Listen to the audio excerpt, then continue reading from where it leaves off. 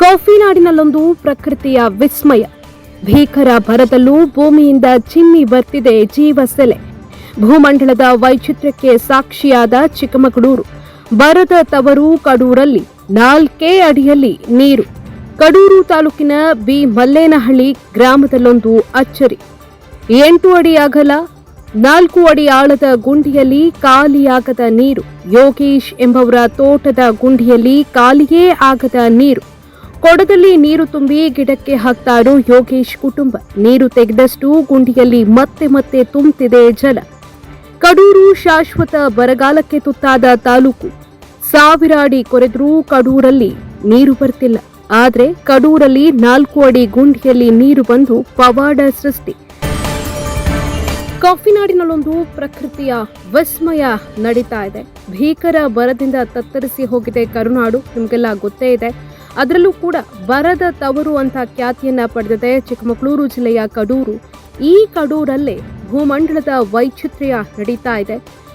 ಭೀಕರ ಬರದಲ್ಲೂ ಕೂಡ ಇಲ್ಲಿ ಭೂಮಿಯಿಂದ ನೀರು ಚಿಮ್ಮಿ ಬರ್ತಾ ಇದೆ. ಕಡೂರು ತಾಲೂಕಿನ ಬಿ ಮಲ್ಲೇನಹಳ್ಳಿ ಗ್ರಾಮದಲ್ಲಿ ಇಂಥದ್ದೊಂದು ಅಚ್ಚರಿ ನಡೀತಾ ಇದೆ.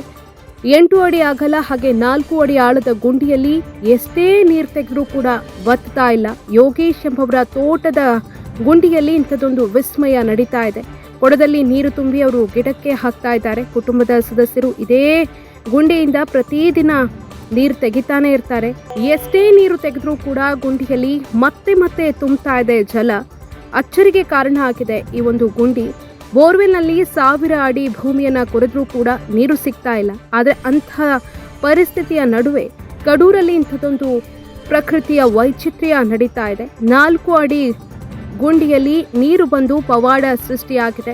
ಚಿಕ್ಕಮಗಳೂರು ಜಿಲ್ಲೆಯ ಕಡೂರು ತಾಲೂಕಿನಲ್ಲಿ ಇಂಥದ್ದೊಂದು ಪ್ರಕೃತಿಯ ವಿಸ್ಮಯ ನಡೀತಾ ಇದೆ. ಎಲ್ಲರ ಅಚ್ಚರಿಗೆ ಕಾರಣ ಆಗಿದೆ ಈ ಗುಂಡಿ.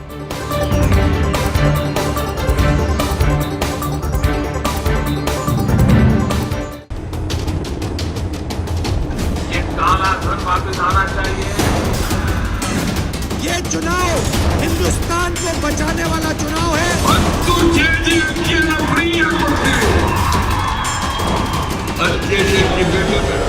ಕರ್ನಾಟಕ ರಾಜ್ಯದಿಂದ 28ಕ್ಕೆ 28 ಲೋಕಸಭಾ ಕ್ಷೇತ್ರವನ್ನು ಗೆದ್ದು ಅವರೆಲ್ಲ ಸಂಸತ್ ಸದಸ್ಯರನ್ನ ಡೆಲ್ಲಿಗೆ ಕರ್ಕೊಂಡು ಬರ್ತೇನೆ.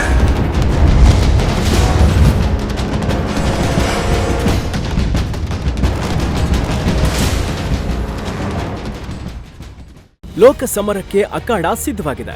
ದೇಶದ ಆಡಳಿತ ಚುಕ್ಕಾಣಿಯನ್ನ ಯಾರು ಹಿಡಿಬೇಕು ಅನ್ನೋದಕ್ಕೆ ಶರ ಬರೆಯುವಂತಹ ಟೈಮ್ ಇದು. ಈಗಾಗಲೇ ನಿಗದಿಪಡಿಸಿದ ದಿನದಂದು ಎಲ್ಲರೂ ವೋಟ್ ಮಾಡಿ ನಿಮ್ಮ ಹಕ್ಕನ್ನ ಚಲಾಯಿಸಿ. ಅದಕ್ಕೂ ಮೊದಲು ಜನರ ಒಲವು ಯಾರ ಕಡೆ ಇದೆ ಅಂತ ತಿಳ್ಕೋಬೇಕು ಅಂತಂದ್ರೆ ಯೂಟ್ಯೂಬ್ನಲ್ಲಿ ಪಬ್ಲಿಕ್ ಇಂಪ್ಯಾಕ್ಟ್ ಸರ್ಚ್ ಮಾಡಿ. ಬಳಿಕ ನಮ್ಮ ಪಬ್ಲಿಕ್ ಇಂಪ್ಯಾಕ್ಟ್ ಚಾನೆಲ್ ಅನ್ನ ಸಬ್ಸ್ಕ್ರೈಬ್ ಮಾಡಿ. ಸಬ್ಸ್ಕ್ರೈಬ್ ಆದ್ಮೇಲೆ ನೀವು ಹೋಮ್ ಪೇಜ್ನಲ್ಲಿ ಕಮ್ಯುನಿಟಿ ಅನ್ನೋ ಆಪ್ಷನ್ ಸಿಗುತ್ತೆ. ಈ ಕಮ್ಯುನಿಟಿ ಆಪ್ಷನ್ ಕ್ಲಿಕ್ ಮಾಡಿದ್ರೆ ಕೆಳಗಡೆ 28 ಲೋಕಸಭಾ ಕ್ಷೇತ್ರಗಳ ಪೋಲ್ ಕ್ರಿಯೇಟ್ ಮಾಡಲಾಗಿದೆ. ನೀವು ಈ 28 ಕ್ಷೇತ್ರಗಳಲ್ಲಿ ಯಾರು ಗೆಲ್ತಾರೆ, ಯಾರು ಸೋಲ್ತಾರೆ ಅನ್ನೋ ಅಭ್ಯರ್ಥಿಗಳ ಭವಿಷ್ಯವನ್ನ ಚುನಾವಣೆಗೆ ಮುನ್ನವೇ ಊಹಿಸಬಹುದು. ಇದು ನೇರವಾಗಿ ಜನರ ಭಾಗವಹಿಸುವಿಕೆಯಿಂದಲೇ ನಡೆಯುವಂತಹ ಪೋಲ್ ಆಗಿರೋದ್ರಿಂದ ಯಾವುದೇ ಹೈಡ್ ಅಂಡ್ ಸೀಕ್ ಇರೋದಿಲ್ಲ. ಇಲ್ಲಿ ಜನಶಕ್ತಿಯೇ ನಿರ್ಣಾಯಕ. ಮತದಾನದ ದಿನದವರೆಗೂ ಈ ಪೋಲ್ ಓಪನ್ ಇರುತ್ತೆ. ಅದನ್ನ ಪ್ರತಿದಿನ ನ್ಯೂಸ್ ಅಪ್ಡೇಟ್ನಲ್ಲಿ ಪ್ರಸಾರ ಮಾಡ್ತೀವಿ. ಇದು ಪಬ್ಲಿಕ್ ಇಂಪ್ಯಾಕ್ಟ್, ಜನಶಕ್ತಿಯೇ ನಿರ್ಣಾಯಕ.